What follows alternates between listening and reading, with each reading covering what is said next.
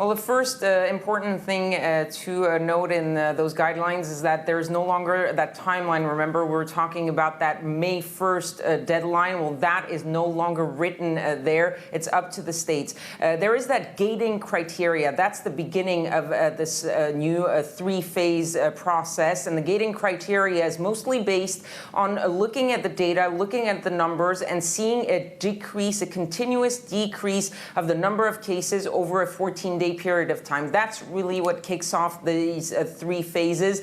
Phase one would see some businesses reopen with strict social distancing, but schools would remain closed. For example, bars would remain closed.